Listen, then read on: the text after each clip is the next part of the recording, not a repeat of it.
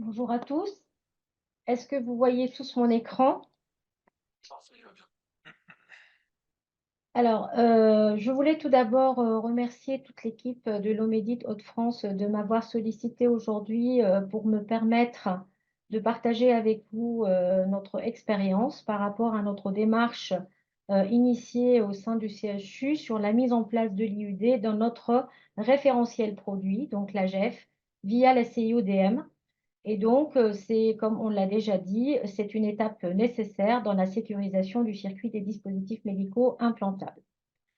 Cependant, pour comprendre notre démarche, il me semblait très important de vous présenter d'abord notre structure et notamment notre plateau technique, ainsi que notre activité chirurgicale, à partir de laquelle va découler toute l'activité pharmaceutique et derrière et la sécurisation du circuit des dispositifs médicaux implantables. Alors, pour rappel, le CHU d'Amiens est un des deux établissements universitaires de référence et de recours de la région Hauts-de-France, avec des missions de soins, d'enseignement et de la recherche d'innovation.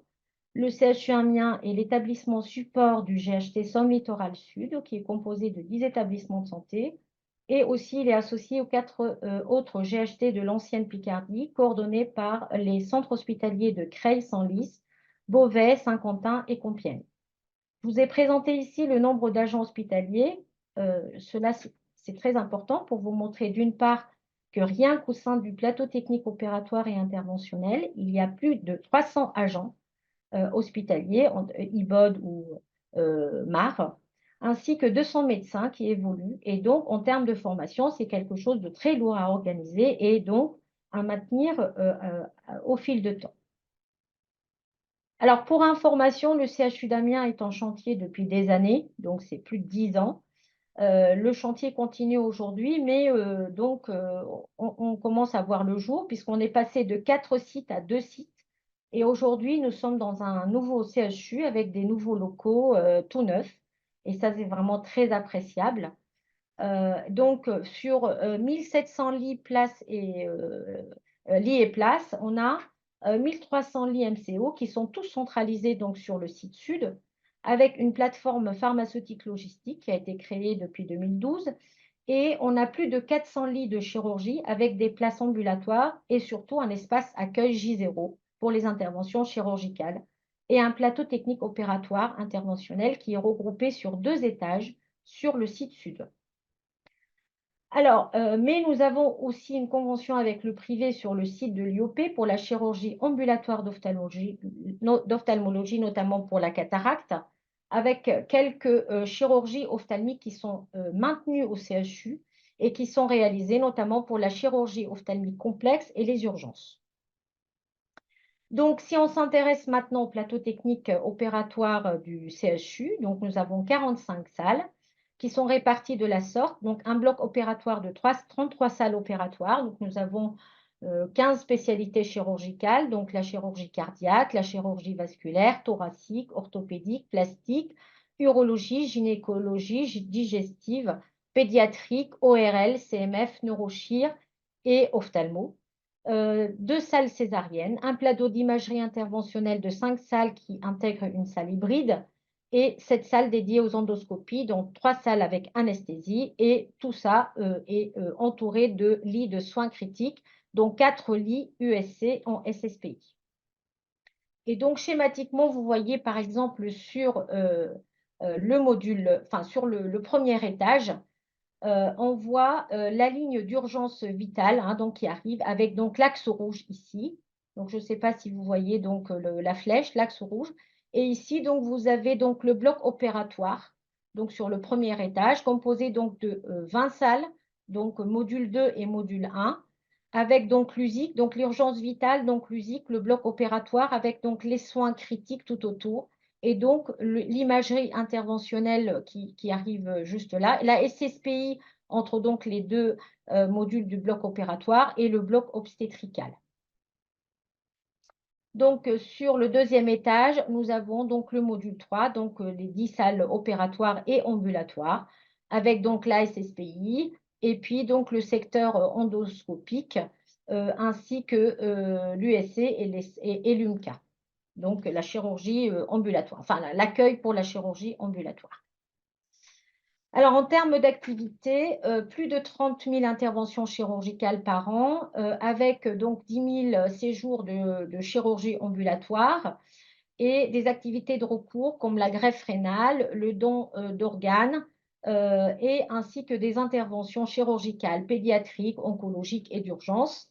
En termes de référentiel de DMI, nous gérons 5 000 références de DMI, dont plus de, enfin, 60% T2A et 70 000 DMI posés par an, pour la plupart, donc une vérification et un suivi des indications posées dans le logiciel des pays, donc DXCare. Donc, c'est une charge de travail colossale et chronophage pour cette activité donc, de dispositifs médicaux implantables. Alors, comment notre circuit informatique pour le circuit des dispositifs médicaux implantables a évolué donc, depuis 2007? Ce circuit, il est informatisé donc, depuis 2007. Donc, cette informatisation, elle a démarré avec le logiciel Cedistock. À l'époque, pour tracer le circuit des DMI dans sa globalité, c'est-à-dire depuis la réception jusqu'à l'implantation, mais à l'époque avec un inconvénient, une double saisie de réception dans deux logiciels, qui est donc Cedistock, le logiciel de traçabilité, mais également Mac2, qui est donc notre GEF et le logiciel maître du référentiel produit pour la commande et la facturation. Alors, en 2016, mais juste donc en 2012, donc ça va apparaître après, donc c'est une erreur, excusez-moi. En 2012, donc nous avons créé notre plateforme logistique et nous avons installé notre WMS, donc le Gildas KLS, dans notre plateforme.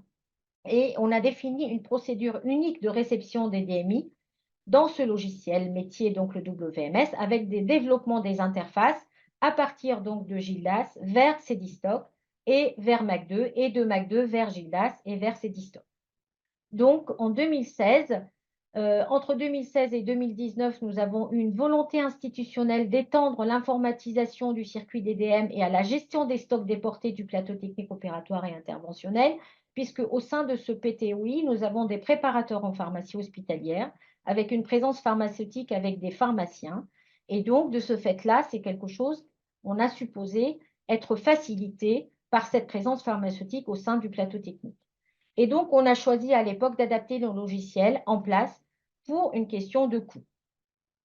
Alors, en 2020, le CHU Amiens a participé à la phase pilote des GOS, pardon, avec un premier contrôle des codes barres non conformes à la réception qui a été réalisé au sein de la PUI. Donc, travail très long et très chronophage. En 2021, donc, on s'est vraiment essoufflé avec des difficultés pour concrétiser en fait la mise en place de Gildas au sein du plateau technique opératoire et interventionnel, avec la complexité des interfaces à déployer, d'autant plus dans un contexte de transformation des éditeurs, par exemple le CEDIA qui a été racheté par Cegidim, et puis KLS, donc groupe KLS qui s'est transformé et qui est devenu KLS Médical. Bien entendu, pendant cette période, les objectifs et les priorités donc, de ces éditeurs ne sont plus les mêmes et il faut aussi s'adapter à cette évolution. Alors en 2022, donc 2022-2023, après la crise, donc on a essayé tant bien que mal de relancer le projet qui a été impulsé par l'intérêt économique attendu et surtout par l'évolution réglementaire puisque on a voulu, suite à l'arrêté donc de septembre, voir comment on peut intégrer l'interopérabilité via l'UDID. Et puis donc, on l'a déjà dit, avec l'obligation de remonter donc les intra-GHS, donc les DMI intra-GHS par l'IUD depuis mars 2022. Et puis en même temps, des contrôles, des codes barres à non plus finir à la réception, travail très chronophage. Et donc voilà. Alors, maintenant qu'on a fixé le contexte, donc voici donc un extrait de notre cartographie du système d'information qui comprend tout le circuit des dispositifs médicaux implantables. Donc, cette cartographie, elle a été réalisée donc toute récente, donc en août 2023. Donc, concernant les logiciels institutionnels, donc nous avons deux, donc le DPI, c'est DXCare, et puis donc la GEF pour la facturation, c'est MAC2. Concernant les logiciels métiers qui sont implantés au sein du plateau technique opératoire et interventionnel, nous avons deux. Donc, tout d'abord, pour la gestion des interventions, Pour le bloc opératoire, c'est DXblock et pour tout ce qui est radiologie interventionnelle, c'est DXimage. La gestion des dépôts, les achats des DMI, la traçabilité de pose d'implants et la demande de renouvellement d'implants, c'est dans le logiciel de traçabilité et de gestion de stock des DMI, c'est DStock. Et puis, donc, les logiciels métiers qui sont au sein de la PUI, donc ils sont multiples, hein. Donc, notamment MAC2 avec le référentiel DMI, donc c'est notre logiciel maître et c'est lui qui envoie les informations de notre référentiel à tous les autres logiciels métiers. Donc, nous avons intégré au sein du référentiel DMI la CIODM et ça sera l'objet de ma présentation derrière. Et donc, la validation manuelle de la demande de renouvellement de l'implant, donc de ces stocks, ça c'est quelque chose qui est fait par l'API. Et donc, la validation automatique de la commande dans Gildas, c'est quelque chose qui, avec des interfaces. Validation manuelle de la commande dans Mac2. Cette validation manuelle de la commande dans Mac2 va générer un attendu de réception dans Gildas, qui est donc notre logiciel de réception et de gestion d'entrepôt à l'API. Et donc, le logiciel de pré-réception, réception, délivrance à l'API, donc c'est Gildas.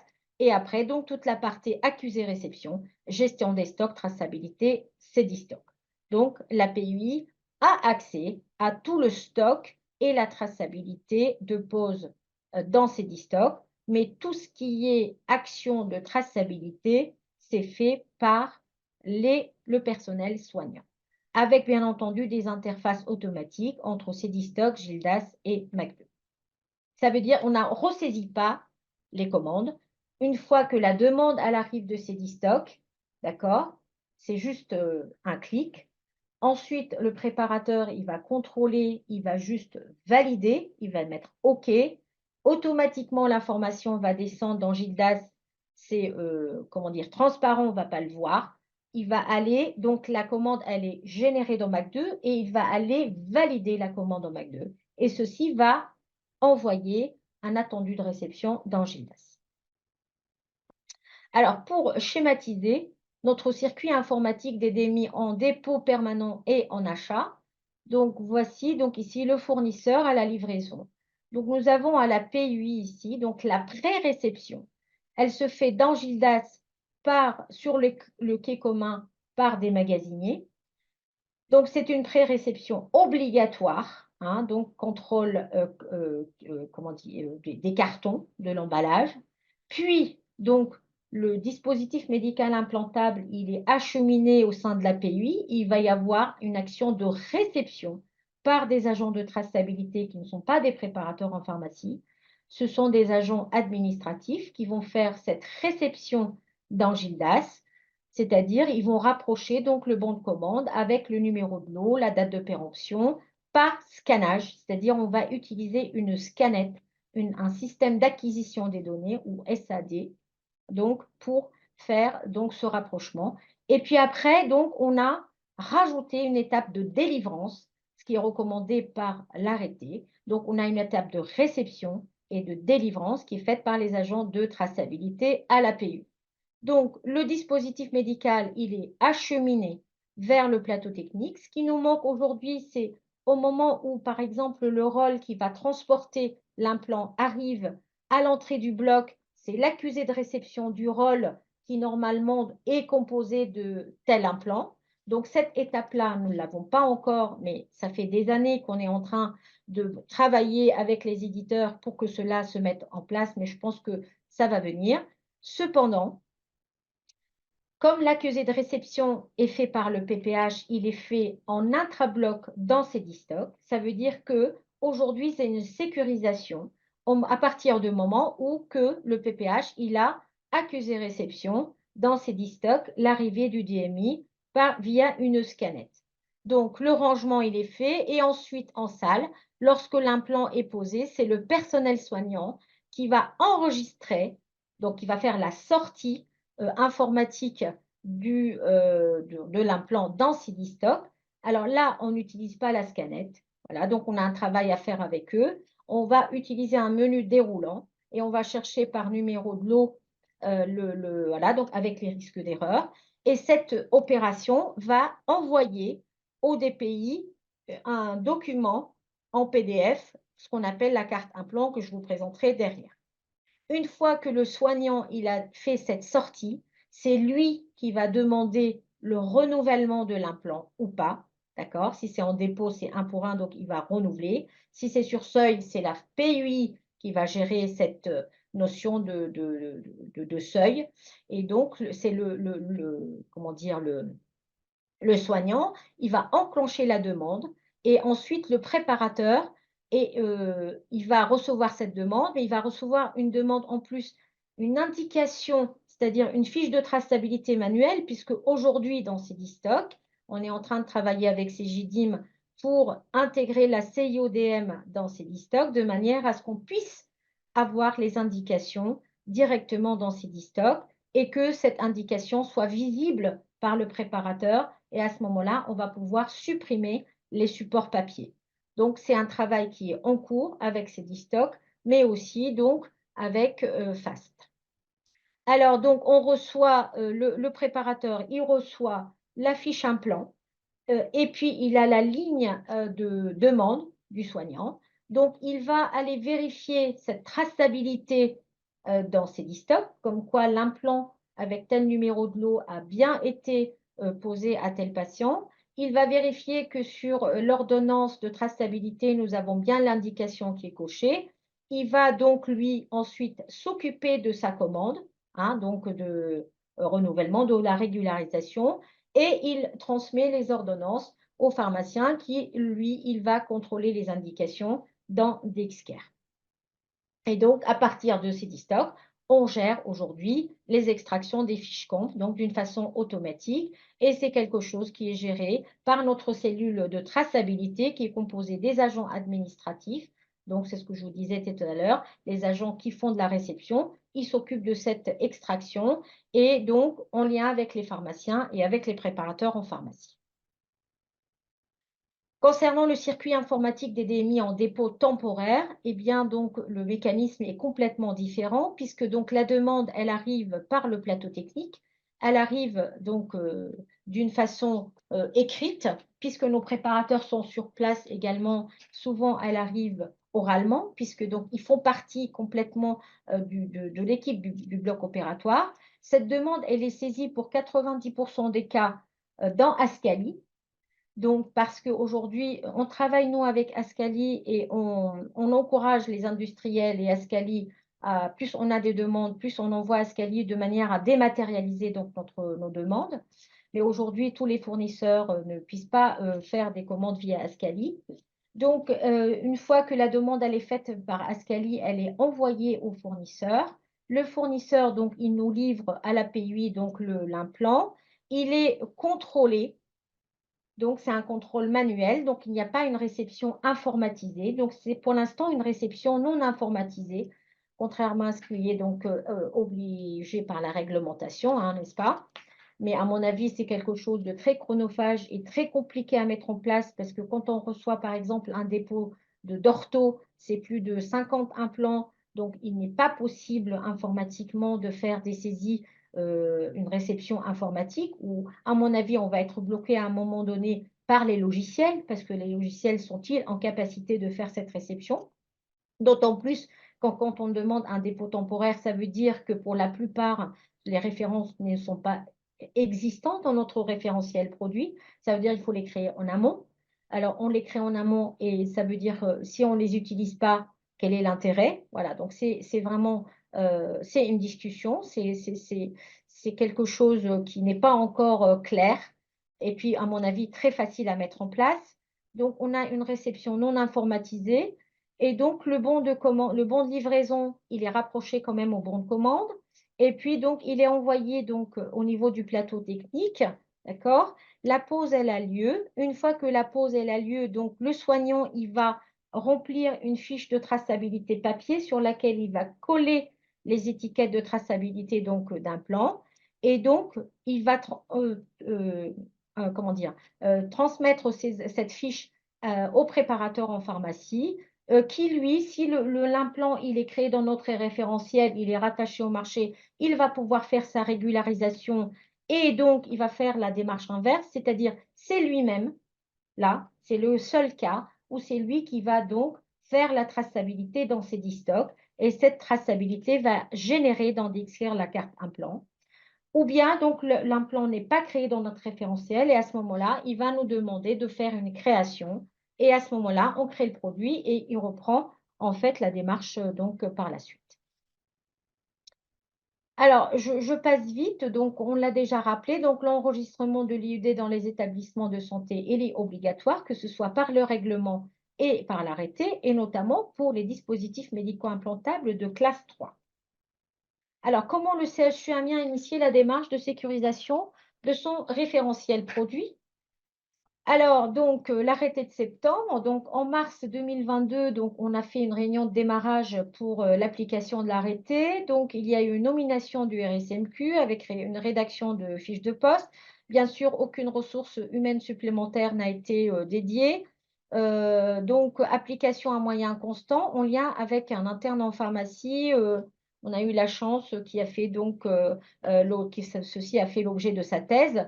On a constitué un groupe de travail de pilotage pluridisciplinaire dans lequel il me paraît très important d'intégrer le référent et avoir un référent DSN de manière à travailler donc sur l'IUD. Voilà. Et notre solution cible, donc, comme je vous l'ai dit, donc notre référentiel produit MAC2, donc le référentiel catalogue.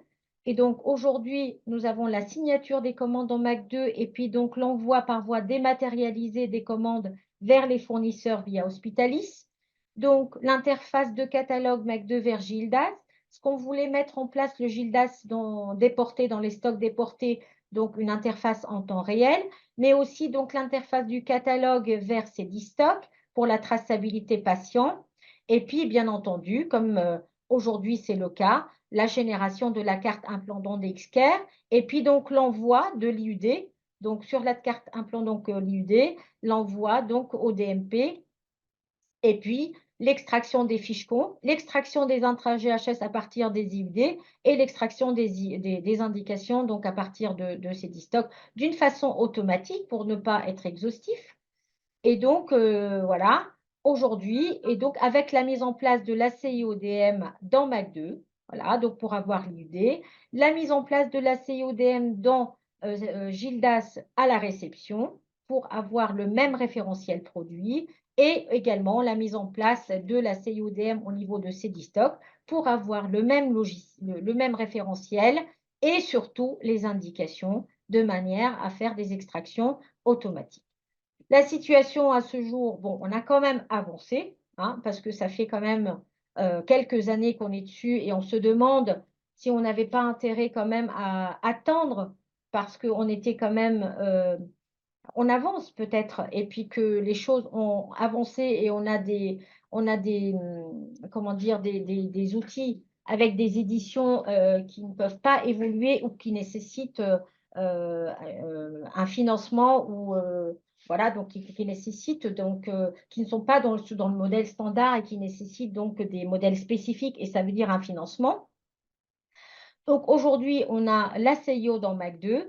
Donc aujourd'hui, à partir de MAC2, on signe les commandes et puis l'IUD, il est envoyé via Hospitalis au niveau des commandes, mais je vais vous expliquer l'avantage et l'inconvénient de cette organisation parce que tout le reste ne fonctionne pas. C'est-à-dire que l'IUD n'est pas dans Gildas, enfin, je vais vous expliquer comment. Il n'est pas dans Gildas, il n'est pas dans Cedistock, il n'est pas sur la carte implant. Et aujourd'hui, je ne peux pas faire des extractions automatiques à partir de Cedistock puisque cette information-là n'est pas dans Cedistock.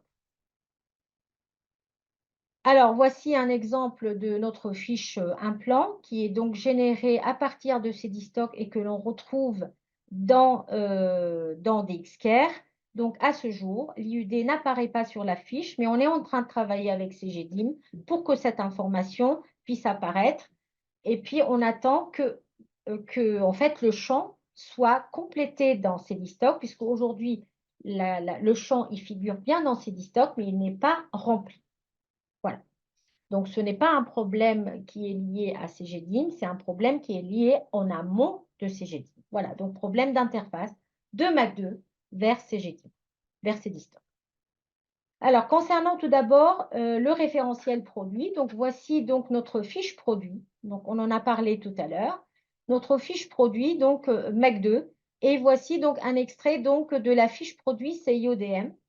Donc, on a choisi dans notre fiche produit, nous, de garder notre nomenclature et ne pas utiliser donc le libellé qui est fourni via la CIODM parce que c'est un libellé qui n'est pas standardisé et qui est fait par les fournisseurs.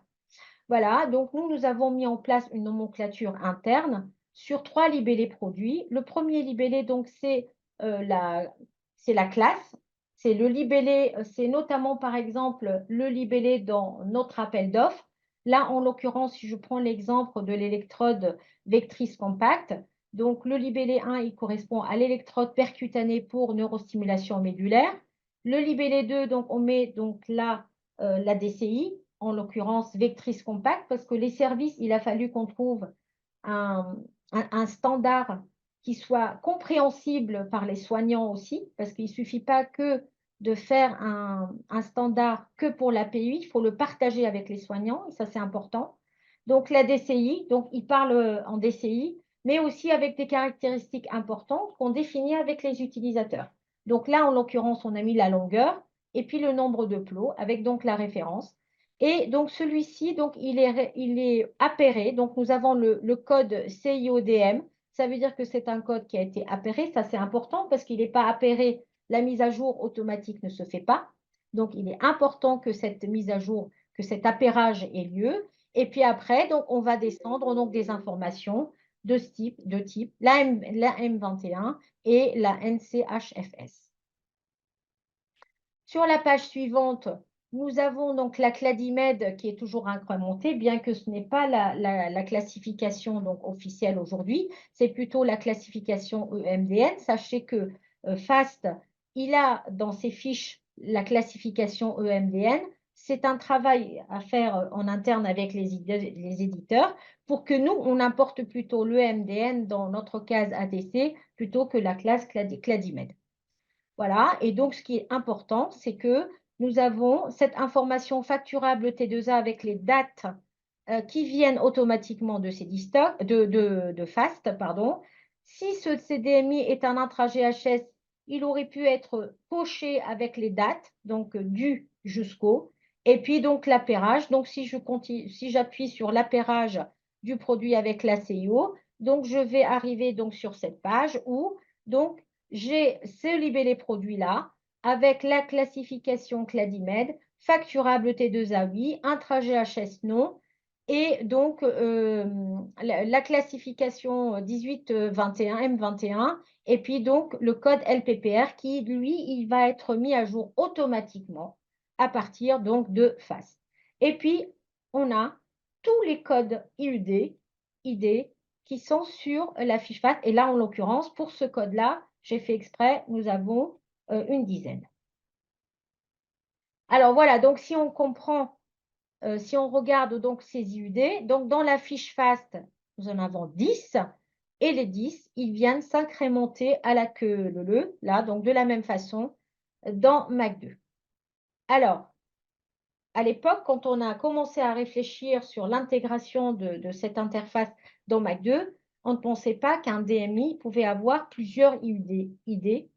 Et donc, on pensait qu'un seul IUD, et là, ça a tout un sens, puisque s'il n'y a qu'un seul IUD, à ce moment-là, il n'y a que lui qui va pouvoir être choisi, et c'est lui qui va être envoyé via la commande. Aujourd'hui, quand je peux recevoir un implant avec le premier code IUD, mais je peux aussi recevoir un autre jour avec un autre code IUD et lequel prendre. Et aujourd'hui, comme on a mûri la réflexion, on considère aujourd'hui que l'IUD, c'est une donnée, il doit être géré comme une donnée labile, c'est-à-dire pas une donnée fixe, et il doit être géré comme un numéro de lot ou une date de péremption, et c'est celui qui est lu à la réception qui doit être pris et qui doit transiter entre les logiciels les différents logiciels à chaque étape du circuit. Alors, si je prends donc le premier IUD là, donc voilà, à la réception à ce jour, donc je reçois donc la même électrode et donc c'est l'IUD qui n'est pas tracé à la réception à l'API. Donc je scanne ce code barre qui est normé, hein, donc tout va bien. Et on voit bien que en fait, dans Gildas à la scanette, OK, le code IUD, il est bien lu, d'accord? Il est bien lu, il est affiché dans Gildas au même titre que le numéro de lot, mais ne remonte pas dans Cdstock. Et après un multiple travail, ça fait 2 ans qu'on est en train de travailler avec KLS de manière à ce que l'IUD, cette information-là qui est affichée dans Gildas, remonte dans Cdstock puisque j'ai la case maintenant de l'IUD dans Cdstock. Eh bien, j'ai une réponse. La gestion des IUD est gérée dans notre standard actuel. Cependant, cela nécessite de migrer vers une version plus haute, car cela ne peut pas être actuellement réalisé en spécifique.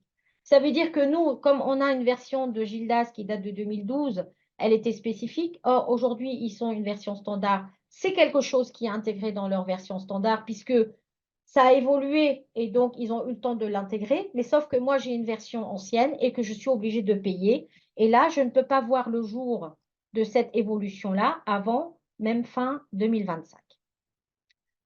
Alors, la phase pilote, donc je voulais vous présenter quand même quelques résultats par rapport au travail qui a été fait à la réception. Donc, pour contrôler la conformité des IUD. Donc, c'est un premier travail qui a été fait de février à mars 2020. Donc, on a réceptionné sur 2 mois, enfin sur un mois, pardon, sur un mois, donc 3000 lignes réceptionnées. Et on voit quand même qu'à l'époque, hein, on n'a que 0,5% de code barre qui sont non lus sur l'ensemble des DMI réceptionnés.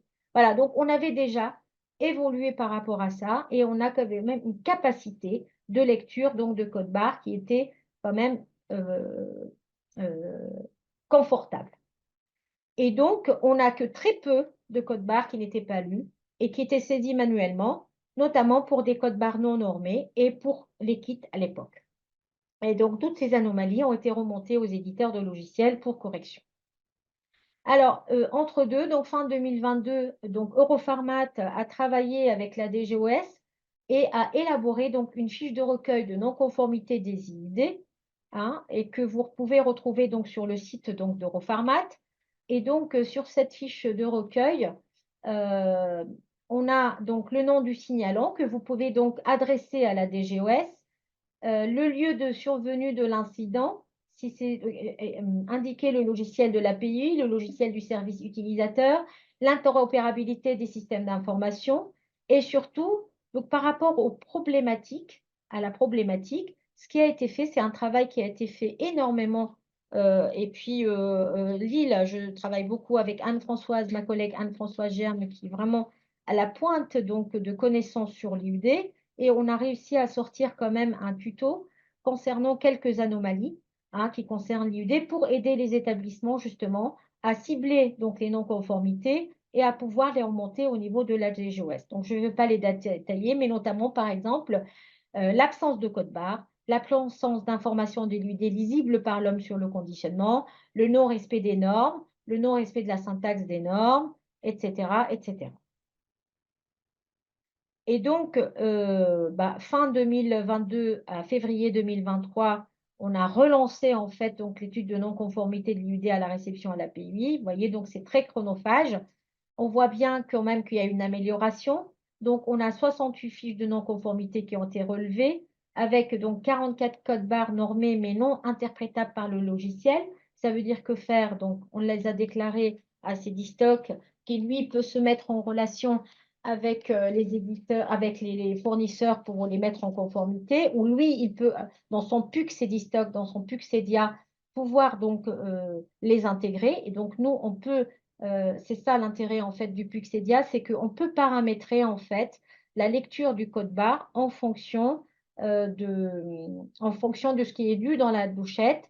Et c'est quelque chose qui est faisable et paramétrage au moment où on va faire une saisie, une première saisie du code barre à la réception. 13 identifiants du code barre qui ne sont pas normés. donc non-respect des normes. Donc là, on a fait une déclaration de matériaux vigilants. Donc je vous encourage à faire des déclarations de matériaux-vigilance, hein, donc, et on les a déclarées à la DGOS. On a également des identifiants qui ne sont pas normés avec non-respect de la syntaxe, pareil, et puis absence de l'IUD sur un niveau de conditionnement. Mais je vous rassure qu'aujourd'hui, on n'a pas de réponse ni de la DGOS, ni des fournisseurs. Donc, avec tout ça, l'IUD est non interprétable à ce jour entre Gildas et Cdistok. Donc, vous voyez pour donc, ma sonde vectrice, bien sûr, donc l'IUD, il figure, mais il est vide. Cependant, l'IUD, il figure dans Cdistok lorsque je fais une entrée directe dans Cdistok. Alors, aujourd'hui, on se pose la question de savoir, ne faut-il pas changer donc notre interface et notre réflexion de saisie d'entrée des produits, et pourquoi pas ne pas faire une entrée directe dans Cdistok de manière à ce que l'IUD remonte directement au niveau donc de la fiche implant. Alors, donc plusieurs contraintes et freins qui freinent l'avancée des travaux. Donc, vous voyez bien qu'on a plusieurs systèmes d'information, plusieurs logiciels métiers, et il faut intégrer l'IUD dans chaque logiciel. Il faut que l'information de l'IUD soit chaînée, et donc il faut nécessaire d'avoir le référentiel FAST-CU pour aider. Alors que ce soit pour les indications, que ce soit également pour la lecture donc, des codes barres, etc. Et puis donc l'inertie et la lenteur, parce qu'il y a une difficulté donc et d'implication au sein de la DSN, il est primordial. Il est primordial quand on démarre ce type de projet que nous ayons un référent informatique qui puisse comprendre et qui puisse avoir le temps de faire des demandes auprès des éditeurs, auprès des fournisseurs, etc. Et aujourd'hui, moi, je n'en peux plus, hein. Franchement, à chaque fois quand je vous fais une présentation, je vous dis que j'en peux plus. Et franchement, c'est compliqué parce que j'ai l'impression que le sujet il est porté aujourd'hui par la PUI, alors qu'il devrait être porté par l'établissement. Et pourquoi pas avec un ensemble de CHU pour confronter les avancements. Et puis la latence des évolutions des logiciels et le manque de lignes directrices claires. Donc, on attend quand même le guide des GOS. Et puis les interfaces et les outils de traçabilité qui sont très complexes à mettre en place. Et puis, les comités de pilotage ne sont plus maintenus dans le temps. Aujourd'hui, bah, ils sont plus, il n'y a plus de volontariat et puis ils sont usés. Donc, ils sont très fatigués et puis ils voient que ça n'avance pas. Donc, ils s'impliquent beaucoup moins. Alors, donc, les perspectives et les points en suspens. Donc, on est en train de voir pour étudier donc, les tags RFID alors, en parallèle. On va, comme je vous l'ai dit, on va étudier le changement des interfaces avec pourquoi pas réception à l'API directement dans Cdistok. Et puis, on attend les résultats de la phase pilote des GOS. Hein, donc, voilà. Pour nous, ça va être, je pense, un levier pour aider les établissements à simplifier leur système d'information dédié au circuit. Et puis, on attend le guide des GOS. Et puis, surtout, l'enjeu des ressources mobilisables, que ce soit au niveau de la DSN, que ce soit aussi au niveau de la pharmacie. Le problème aujourd'hui au niveau de la pharmacie, c'est qu'on n'arrive même pas à trouver des pharmaciens candidats. Donc, il y a des postes vacants partout. Donc, je profite donc de ce webinaire pour lancer la demande. Donc, nous sommes à la recherche donc de pharmaciens et nous avons des postes vacants justement pour travailler sur le projet. Je vous remercie pour votre attention.